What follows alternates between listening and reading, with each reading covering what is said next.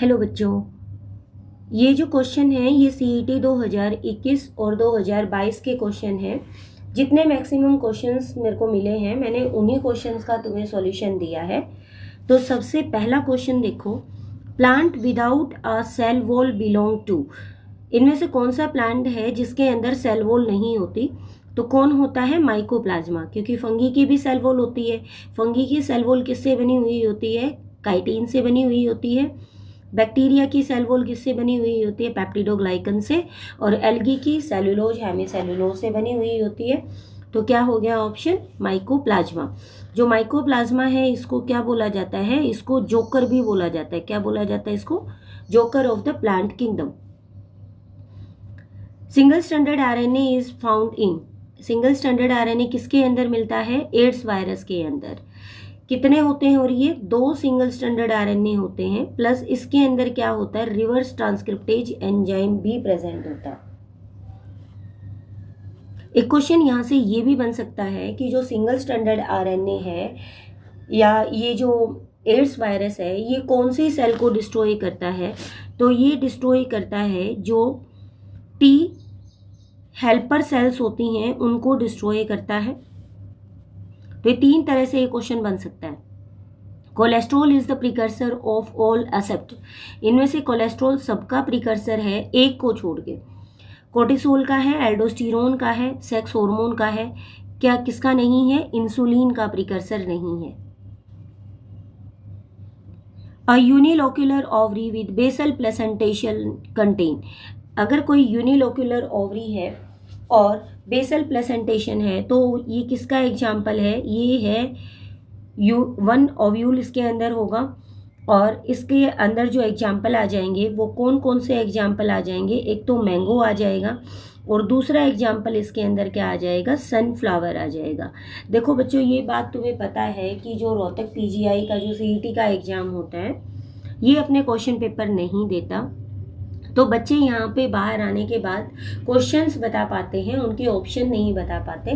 तो अगर ये क्वेश्चन रहा होगा तो या तो क्या रहा होगा? Unilocular ovary with basal placentation. कितने ओव्यूल होंगे? एक ही ओव्यूल होगा। या इस क्वेश्चन को ऐसे पूछा गया होगा कि बेसल प्लेसेंटेशन के एग्जाम्पल क्या होते हैं? तो इसमें एग्जाम्पल आते हैं मैंगो हो गया, सनफ्लावर हो गया, मैरीगोल्ड हो गया, ये आ जाएंगे। उसके बाद है हीरोइन क्या होता है? Heroine is a narcotic drugs. कौन सी ड्रग होती है? नार्कोटिक ड्रग होती है ऑपियोड। और इसको कौन से प्लांट से एक्सट्रैक्ट किया जाता है? इसको एक्सट्रैक्ट किया जाता है पॉपी प्लांट से, पेपेवर सोमिनिफेरम। और ये जो हीरोइन है ये कैसे एक्सट्रैक्ट की जाती है? इसको एक्सट्रैक्ट किया जाता है एसिटाइलेशन ऑफ मॉर्फिन। कैसे एक्सट्रैक्ट किया जाता है? Acetylation of morphine. तीनों तरह से क्वेश्चन पूछा जा सकता है। Terminalization of chiasmata occur during. Terminalization of chiasmata कब होता है? ये होता है डाइकाइनेसिस फेज के अंदर। इसमें तुम्हें जो मियोसिस 1 में के प्रोफेज 1 की जो 5 स्टेज हैं, 5 स्टेज टिप्स पे होनी चाहिए। पैकेटीन के अंदर क्या होती है? क्रॉसिंग आवर होती है। जाइगोटीन के अंदर क्या होती है? सिनेप्सिस होती है। डिप्लोटीन के अंदर क्या हो जाता है? इसके अंदर जो वर्टिब्रेट का वो साइट है वो काफ़ी लंबे टाइम तक होता है। उसके बाद क्या हो जाता है? इसमें एक क्रोमोजोम बन जाता है जिसको बोलते हैं लैम्ब्रुश क्रोमोजोम। को किसकी फॉर्मेशन हो जाती है? लैम्ब्रुश क्रोमोजोम की फॉर्मेशन हो जाती है।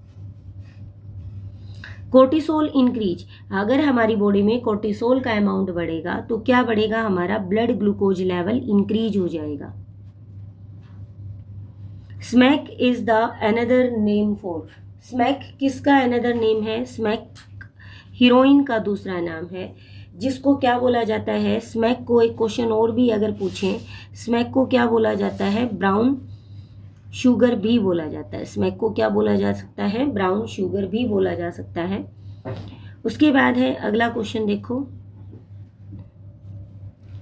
Smack is the another name of. बता दिया किसका होता है? हीरोइन का होता है। और इसको क्या बोला जाता है? इसको ब्राउन शुगर भी बोला जा सकता है। उसके बाद है अगला क्वेश्चन देखो, eubacteria possesses. Eubacteria के अंदर क्या होती? No cell wall, cellulose cell wall, chitin नहीं। किसकी सेल वॉल होती है? पेप्टिडोग्लाइकन की सेल वॉल होती है। अच्छा, पेप्टिडोग्लाइकन का एक नाम और बता दो। पेप्टिडोग्लाइकन को क्या बोला जाता है? म्यूरिन भी बोला जाता है। क्या बोला जाता है? म्यूरिन। और आर्की बैक्टीरिया में किसकी सेल वॉल होती है? सूडोम्यूरिन की होती है। Agaricus belong to the, agaricus किससे बिलोंग करता है? बेसिडोमाइसिटीज से बिलोंग करता है। और एगेरिकस को क्या बोलते हैं? मशरूम भी बोला जाता है। क्या बोला जाएगा? मशरूम भी बोला जाएगा। विच of the following is an example of a perigynous flower? Perigynous flower का एग्जाम्पल क्या है? रोज। देखो, इसमें अगर रोज ना एग्जाम्पल होता तो इसमें और कौन कौन से आ जाते हैं पेरीगाइनस में? एक तो क्या आ जाएगा? प्लम आ जाएगा। और दूसरा क्या आ जाएगा? पीच भी इसके अंदर आ जाएगा। प्लम और पीच और रोज, ये एग्जाम्पल आ जाएंगे। उसके बाद है ATP and NADPH2 are synthesised in chloroplast during. कब सिंथेसाइज होते हैं ये? During the light reaction. इनको क्या बोला जाता है? It's the product of light reaction. Seedless tomato fruit can be produced by, अगर कोई भी हम सीडलेस फ्रूट बना रहे हैं तो एग्रीकल्चर डिपार्टमेंट में कौन से एंजाइम का यूज, किसका हार्मोन का यूज किया जाता है? ऑक्जिन हार्मोन का यूज किया जाता है। एक्सेसिव यूज ऑफ फर्टिलाइजर कोज, अगर मान लिया खेतों में बहुत ज़्यादा फर्टिलाइजर का यूज किया जाएगा तो क्या कोज करेंगे? वो विल्टिंग को कोज करेंगे। Wilting due to exosmosis. Exosmosis होता है जब भी कोई सब्सटेंस आउटसाइड सेल अगर मूव करेगा तो उसको बोलेंगे एक्जोऑस्मोसिस। उसके बाद है अगला क्वेश्चन, देखो। Leydig cells secrete, Leydig cells क्या सिक्रीट करती हैं? टेस्टोस्टेरोन को सिक्रीट करती हैं। आसान सा क्वेश्चन है। इन cow follicular growth is stimulated by, follicular growth किससे होती है? FSH से। अब ये मत समझना कि हमने ह्यूमन रिप्रोडक्शन में FSH सिर्फ ह्यूमन फीमेल के लिए पढ़ा है तो ह्यूमन फीमेल में ही फॉलिकल की ग्रोथ करेगा, नहीं। हर एक मैमल्स के अंदर FSH का रोल क्या रहेगा? फॉलिकल की डेवलपमेंट करना। The occurrence of more than one embryo in a single seed is called the polyembryony। क्या किसको बोला जाता है? polyembryony। मतलब more than one seed अगर किसी में है, किसी फ्रूट में है तो उसको polyembryony बोला जाता है। Which of the following is a non-endospermic seed? Non-endospermic seed का एग्जाम्पल क्या आएगा? P। अब यहाँ पे देखो, मेज है, कैस्टर है, कोकोनट है। कैस्टर क्या होता है? अगर ये कैस्टर से रिलेटेड बहुत सारे क्वेश्चन आते हैं। कैस्टर क्या होता है? डाइकोट होता है। उधर से मेज क्या होता है? मोनोकोट। कोकोनट भी क्या होता है? मोनोकोट। तो ये जो कैस्टर है ना, ये एक्सेप्शनल केस है। ये होता डाइकोट में है लेकिन ये नॉन एंडोस्पर्मस सीड के एंडोस्पर्मिक सीड के अंदर आता है। Ginkgo belongs to the, ginkgo किससे बिलोंग करता है? जिम्नोस्पर्म से बिलोंग करता है। गिंगो बायलोबा, गिंगो बायलोबा से क्वेश्चन और बन सकता है। गिंगो बायलोबा क्या होता है? It's a living fossil. क्या है ये? लिविंग फोसियल है। एकाइनोडर्म्स है, एकाइनोडर्म में क्या होती है? रेडियल सिमेट्री होती है। किसके अंदर? एडल्ट्स के अंदर। और अगर टेडपोल इसके लार्वल फॉर्म की बात करेंगे तो इसके लार्वल फॉर्म में बाइलेटरल सिमेट्री हो जाएगी। Which is an exclusive feature of mammals, इसका इन सब में से क्या एक्सक्लूसिव फीचर जो मैमल में होता है? तो क्या होता है? Diaphragm. Diaphragm is the characteristic feature of mammal.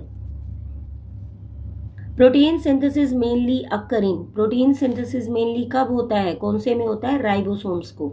Ribosomes का एक और नाम होता है, राइबोसोम्स को पैलेडे पार्टिकल्स भी बोला जाता है। क्या बोला जाता है? पैलेडे पार्टिकल्स भी बोला जाता है, क्योंकि पैलेडे साइंटिस्ट ने डिस्कवर किया था।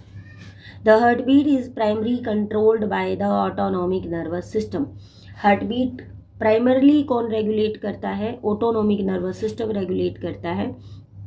वैसे हार्ट बीट कौन रेगुलेट करता है? हमारा हार्ट जो है वो मायोजेनिक है, मतलब अपनी खुद की एक्टिविटी को खुद ही क्या कर सकता है? रेगुलेट कर सकता है। Which phase occupy the longest duration in a normal cardiac cycle? Normal cardiac cycle में सबसे लॉन्गेस्ट फेज किसका होता है? ज्वाइंट डायस्टोल का। देखो, एट्रियल सिस्टोल कितना होता है? 0.1 सेकेंड का। वेंट्रिकुलर डायस्टोल कितना होता है? 0.3 सेकेंड का। वेंट्रिकुलर डायस्टोल कितना होता है? 0.1 सेकेंड का। तो सबसे लॉन्गेस्ट फेज कौन सा होता है? ज्वाइंट डायस्टोल 0.4 सेकेंड का। Geocarpy is the characteristic feature of geocarpy. Carpy word किसके लिए यूज होता है? कार्पल के लिए। कार्पल मतलब फ्रूट के लिए। तो जियोकार्पी फ्रूट कौन सा है इसमें? पी भी एबो द ग्राउंड, मैंगो भी एबो द ग्राउंड, मस्टर्ड भी, क्या बचा? ग्राउंड नट यानी मूंगफली तुमने देखा होगा सोइल के अंदर होती है, underground soil. Which of the following is a protozoan disease? इनमें से प्रोटोजोन डिजीज कौन सी होती है? कौन होती है? मलेरिया। ट्यूबरक्लोसिस क्या है? बैक्टीरियल डिजीज है। टाइफाइड क्या है? बैक्टीरियल। रिंगवॉर्म क्या है? फंगल है।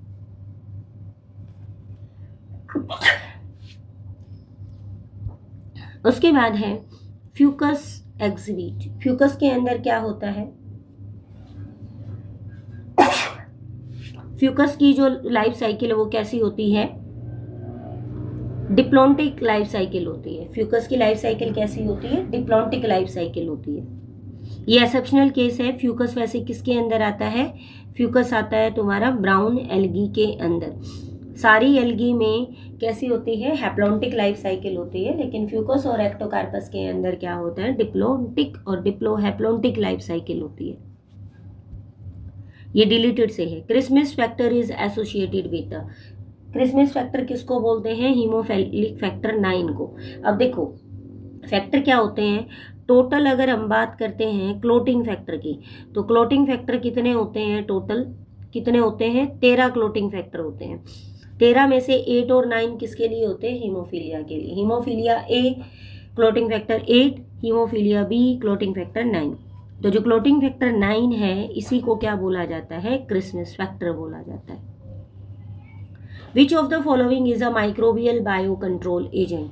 इनमें से कौन सा माइक्रोबियल बायो कंट्रोल एजेंट है? Bacillus thuringiensis. ये चीज़ें तो रटी हुई होनी चाहिए, बीटी कॉटन बनाया था तो ये क्या था? बायो कंट्रोल एजेंट था।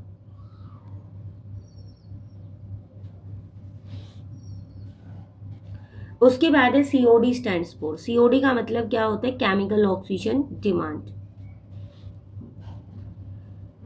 Smoking mainly affect the. Smoking सबसे ज़्यादा जो अफेक्ट है वो किस पर डालती है? ब्रेन पर, लंग्स पर, किडनी पर या स्किन पर? सबसे ज़्यादा इफेक्ट स्मोकिंग का किस पर होता है? लंग्स पर होता है। जिससे कौन सी डिजीज होती है? सुना भी हुआ होगा, एम्फाइसीमा डिजीज हो जाती है। विच of the following is a bacterial disease? इनमें से बैक्टीरियल डिजीज कौन सी होती है? Typhoid. Which blood cells defend the body? Body को कौन सी ब्लड सेल्स डिफेंड करती हैं? WBC। इनेट इम्यूनिटी कौन सी होती है? जो प्रेजेंट फ्रॉम बर्थ, जो बर्थ के टाइम से ही प्रेजेंट है उसको क्या बोलते हैं? Innate immunity. Which of the following hormone decrease blood calcium level? Blood calcium level को डिक्रीज कौन करता है? कैल्सीटोनिन। बढ़ाता कौन है? ये कैल्शियम को क्या करता है? डिक्रीज करता है।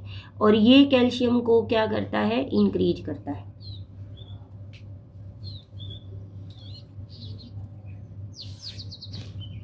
उसके बाद है अगला question, the pacemaker of the human heart is. Pacemaker किसको बोलते हैं? SAN नोड को क्या बोलते हैं? पेस मेकर बोला जाता है। कितनी इंपल्स होती हैं इसकी? 70 से 72 टाइम्स। AVN नोड क्या बोलते हैं इसको? पेस सेटर बोलते हैं। क्या बोला जाता है इसको? पेस सेटर बोला जाता है। इसको पेस मेकर बोला जाता है। Which immunoglobin is the first antibody produced during primary immune response? Primary immune response के टाइम पे वो कौन सी एंटीबॉडी है जो सबसे पहले इम्यून रिस्पॉन्स देती है? Immunoglobulin M। क्या ट्रिक होती है इसको याद करने की? अगर इसको अरेंज करें हम, सबसे ज़्यादा कौन होती है, सबसे कम कौन होती है, तो इसकी ट्रिक होती है गेम। गेम बजा दो। The oxygen carrying pigment in RBC कौन होता है? हीमोग्लोबिन। एक हीमोग्लोबिन क्या कर सकता है? 4 ऑक्सीजन को कैरी कर सकता है। Which vitamin is essential for blood clotting? Blood clotting के लिए कौन सा एंजाइम, कौन सा विटामिन नेसेसरी है? Vitamin K। अगर इसी क्वेश्चन को पूछूं मैं, which element is necessary for blood clotting, तो आंसर आ जाएगा कैल्शियम। और विटामिन K।